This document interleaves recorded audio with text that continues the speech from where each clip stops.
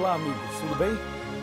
Mais uma vez estamos juntos para o estudo da Palavra de Deus. Hoje, o juízo final. Você lembra que no estudo anterior, estudamos sobre o santuário e percebemos que Jesus morreu na cruz, ressuscitou ao terceiro dia e após 40 dias ele subiu aos céus. Assim que Jesus subiu aos céus, ele entrou no lugar santo do santuário celestial. Mas, de acordo com uma data profética, baseado em Daniel 8, verso 14, Jesus passou do santo para o santíssimo e agora, nesse momento, Jesus está no lugar santíssimo do santuário celestial, intercedendo por nós. Esta afirmação está em Hebreus 9, versículo 24. Ele comparece diante de Deus para interceder em nosso favor. Agora, o que ele está fazendo exatamente agora? Agora Jesus está fazendo o trabalho já de juízo, ou seja, o juízo final já começou. E ele é dividido em 3 fases. Sabe, algumas igrejas falam sobre o juízo, algumas músicas populares e até música sertaneja também falam sobre o juízo. E existe uma reza que fala também sobre o juízo. Você deve conhecer, eu vou rezar um pouquinho para você, tá legal? Creio em Deus Pai Todo-Poderoso, conhece? Criador dos céus e da terra, e em Jesus Cristo, seu único Filho, nosso Senhor, que foi concebido pelo poder do Espírito Santo, nasceu da Virgem Maria, padeceu sob Pôncio Pilatos, foi crucificado, morto e sepultado, desceu à mansão dos mortos, ressuscitou ao terceiro dia, subiu aos céus, está sentado à direita de Deus Pai Todo-Poderoso, donde há de vir julgar os vivos e os mortos. Eu vou parar por aí. A reza continua, mas eu paro por aqui. Você conhece essa reza, não conhece? Pois é, ela diz que Jesus está à direita do Pai, de onde virá para julgar os vivos e os mortos. Até aí está tudo bem. O problema é que a reza, as músicas e muitas igrejas não explicam como será o juízo. E é justamente esta explicação que teremos agora na Palavra de Deus, na Bíblia. Veja o que está escrito em 2 Coríntios, capítulo 5, versículo 10. O apóstolo Paulo, inspirado pelo Espírito Santo, diz assim: porque importa que todos nós compareçamos perante o tribunal de Cristo, para que cada um receba segundo o bem ou o mal que tiver feito por meio do corpo. O que eu gostaria de chamar a sua atenção e destacar nesse versículo é que todos nós compareceremos diante do tribunal de Cristo. Todos, ricos e pobres, reis, governadores, presidentes, ministros, todos. Pessoas brancas, pessoas negras, homens, mulheres, pessoas de todos os níveis da sociedade, de todos os tipos, de todas as posições, todos comparecerão naquele dia diante do tribunal de Cristo. Ou seja, no juízo final, nenhuma alma escapará. Todos nós passaremos em revista diante de Deus. E mais, nesse juízo final, não dá para praticar suborno, ou seja, se alguma pessoa extremamente rica, na hora do julgamento, vai perder a sua salvação e de repente ela resolve fazer ali uma barganha com Jesus e falar: Senhor, que tal um cheque aí especial para o Senhor quebrar o meu galho? Sabe, isso não existe. No juízo de Deus, a justiça e o amor e também a misericórdia triunfam. Tudo bem que na esfera humana, na esfera humana, como nós somos pecaminosos, cheios de defeitos, pode até acontecer algum tipo aí de suborno, mas a verdade é que no juízo de Deus, Deus é perfeito em tudo que faz. E se você deseja a salvação, é preciso se preparar a partir de agora. E deve saber que perante Deus não há nenhuma injustiça. Ou seja, ninguém será salvo injustamente e ninguém se perderá injustamente. A palavra de Deus diz que todos nós iremos comparecer perante o tribunal de Deus. E a pergunta é: o que é que Deus vai julgar? Exatamente o que será julgado por Deus? Me acompanhe nesse pensamento. O que é que Deus vai julgar nesse momento envolvendo todas as pessoas, todos os seres humanos? Abra sua Bíblia no livro de Eclesiastes, capítulo 12, verso 13 e 14. Repetindo para você, capítulo 12. Abra sua Bíblia aí, eu estou fazendo a mesma coisa aqui. Está bem aqui, ó. Capítulo 12. Vamos ler somente o verso 14. O 14 diz: porque Deus há de trazer a juízo todas as obras. Percebeu?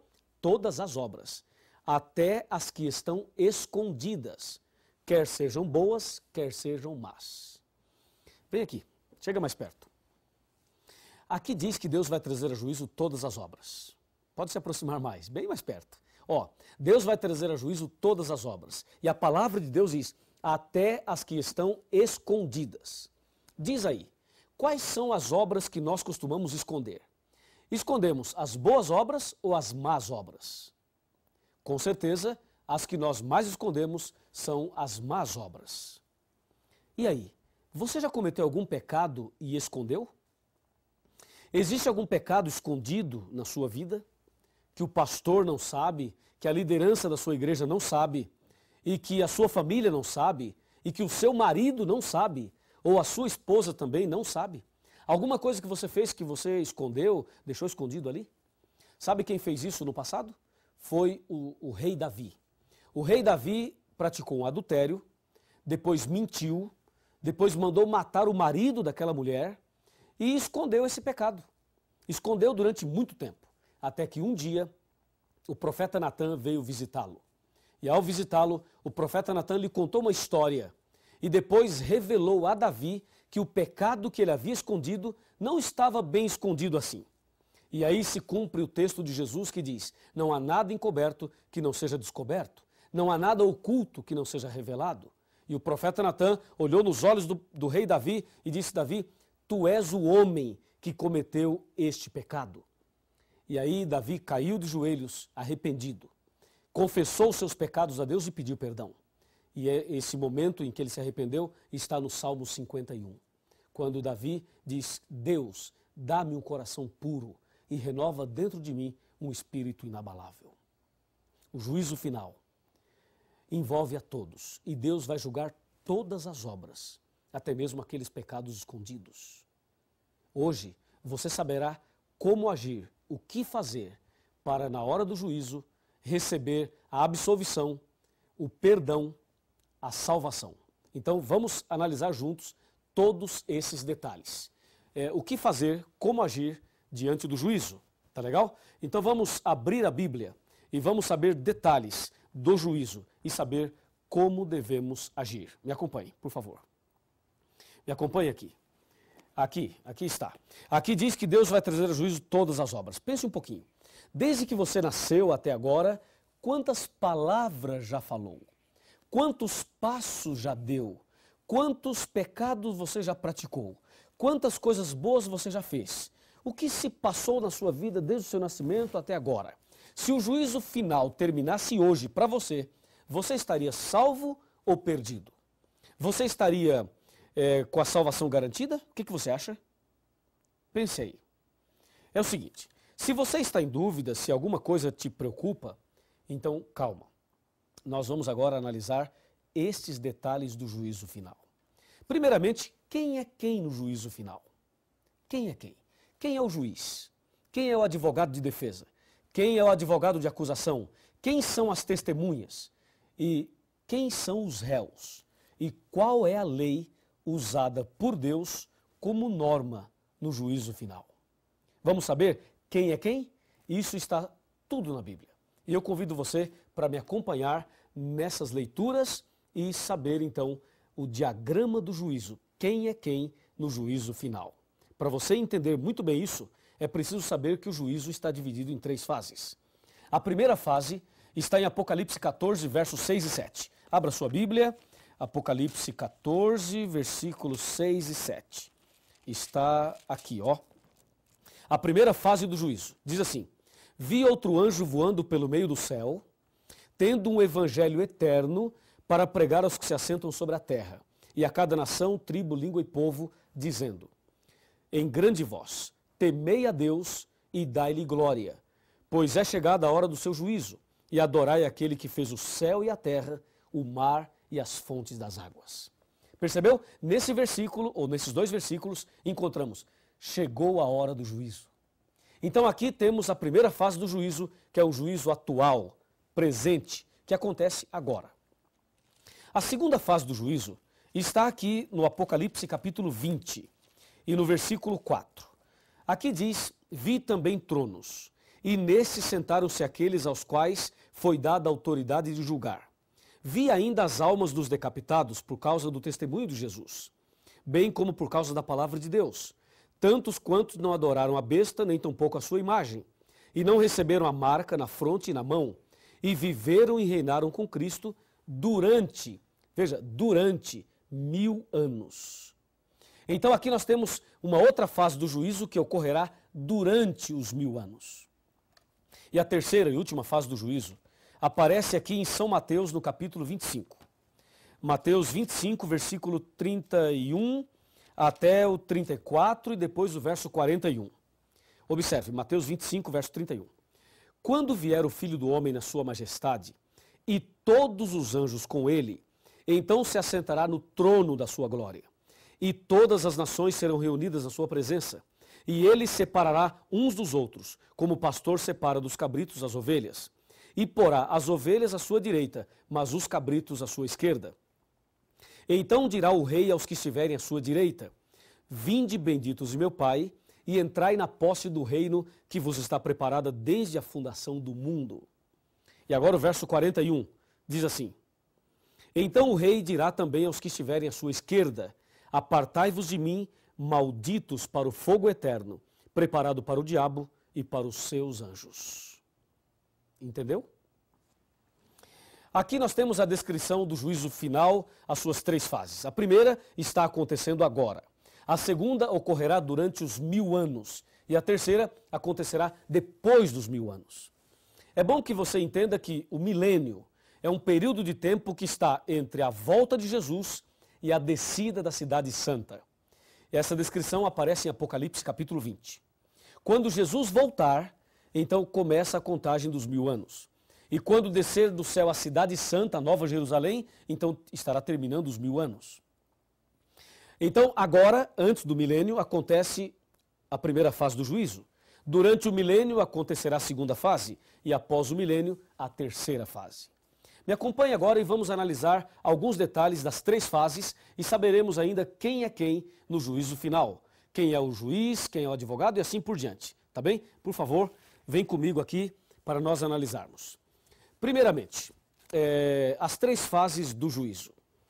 Nós já sabemos que Deus vai julgar todas as obras.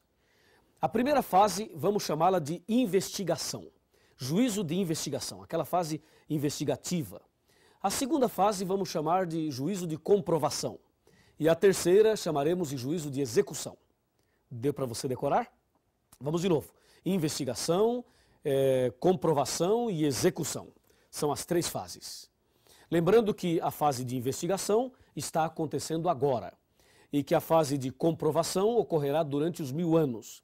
E a terceira de execução ocorrerá após os 1000 anos. A pergunta, quem é quem no juízo final? Eu tenho aqui o diagrama do juízo final. Primeiro, o juiz, na primeira fase, agora, é Deus. Está escrito em Salmo 50, versículo 6. Ali diz que Deus é o juiz. Na segunda fase, durante o milênio, o juiz já não é Deus. Quer dizer, Deus estará ali atuando também, mas, além de Deus, os justos, os salvos, durante o milênio lá no céu, atuarão como juízes. Está aqui em Apocalipse 20, verso 4 e 1 Coríntios 6, versos 2 e 3, que diz, não sabeis que os santos hão de julgar o mundo? Então, na segunda fase, os justos serão juízes. Conforme diz Apocalipse 20, verso 4, quando diz, vi também tronos e nestes sentaram-se aqueles aos quais foi dada a autoridade de julgar. Então Deus dará autoridade de julgar a um grupo de pessoas. E essas pessoas são os justos, que foram salvos e que estarão no céu durante o milênio. Na terceira fase do juízo, quem é o juiz? O juiz será Jesus Cristo. Conforme diz João 5, versículo 22 e também 27. Ali diz, o Pai a ninguém julga, mas deu ao Filho todo o juízo. Então, repetindo, na primeira fase Deus é o juiz, na segunda fase os justos atuarão como juízes e na terceira Jesus é o juiz. Agora, quem é o advogado de defesa na primeira fase?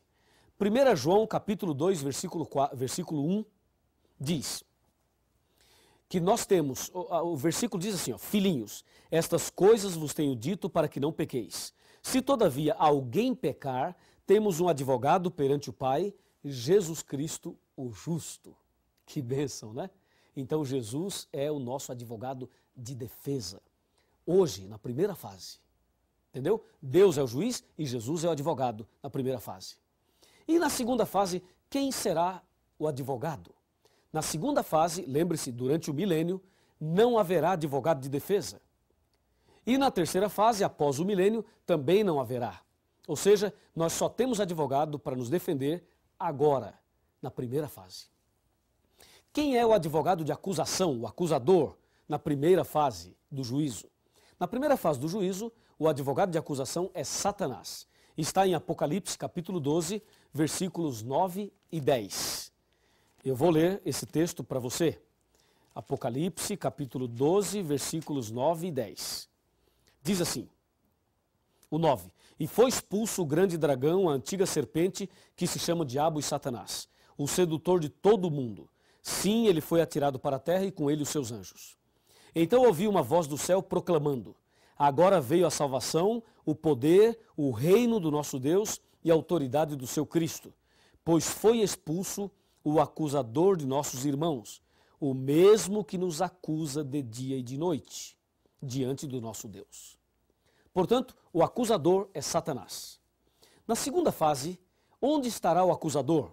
Apocalipse 20, versículos 1, 2 e 3, dizem, ali os versículos dizem o seguinte, que o acusador, durante a segunda fase, ele estará preso. Vai descer do céu um anjo que tem a chave do abismo e vai prender Satanás por 1000 anos. Então, na segunda fase, o acusador estará preso. E na terceira fase, Satanás volta para acusar por um pouquinho de tempo.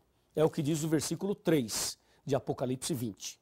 Aqui diz, claramente, lançou-o no abismo, fechou-o e pôs selo sobre ele, para que não mais enganasse as nações, até que se completassem os 1000 anos.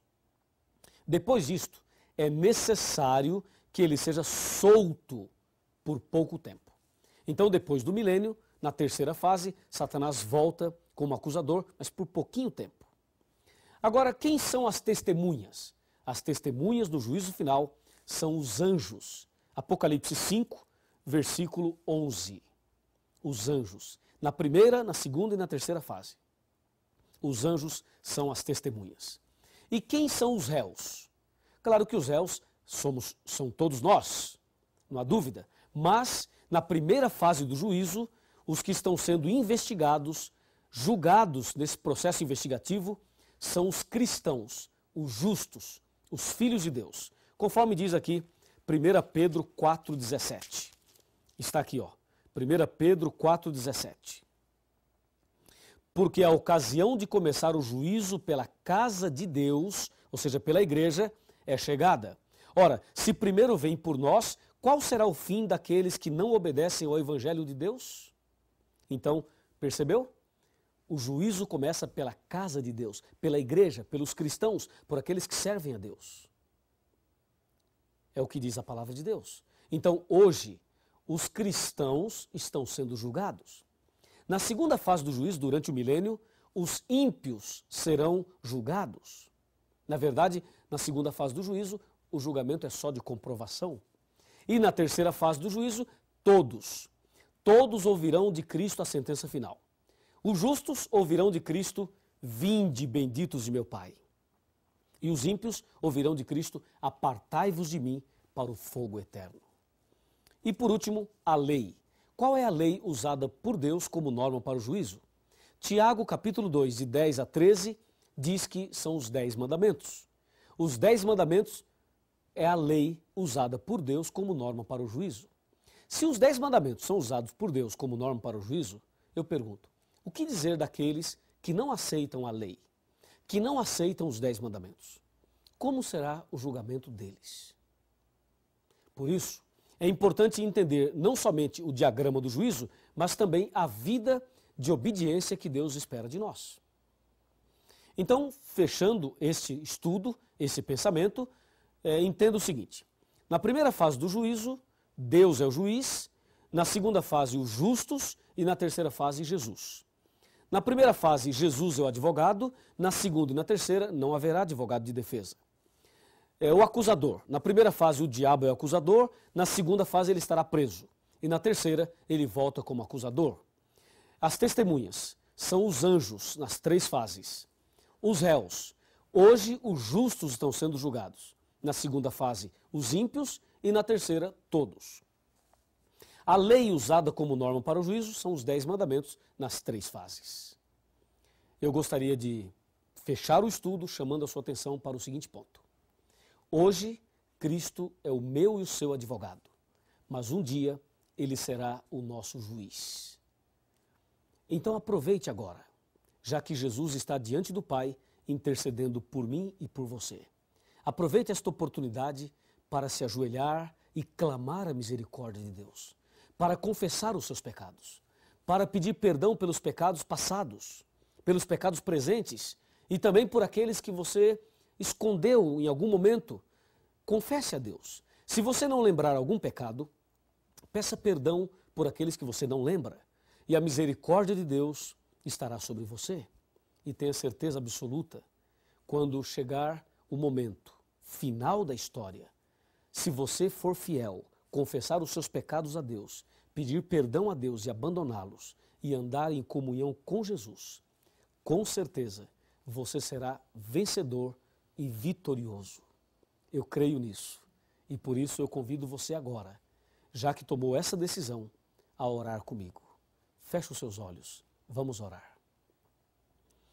Querido Pai Celestial, muito obrigado porque o Senhor Jesus é o nosso advogado, porque Jesus intercede por nós. Muito obrigado por sabermos também que o sangue de Jesus nos purifica de todo o pecado. Quando chegar o momento da decisão final da nossa vida, que nós possamos estar preparados. Eu entrego esta pessoa nas tuas mãos, em nome de Jesus. Amém. Quando penso em minhas faltas e fracassos, e quantas vezes, meu Deus, decepcionei, eu me sinto incapaz e envergonhado. Não mereço ter jamais o seu perdão. Mas Jesus deixou o seu trono lá no céu, morreu na cruz e assim me libertou. Remido fui pelo sangue de Cristo, remido fui por seu imenso amor.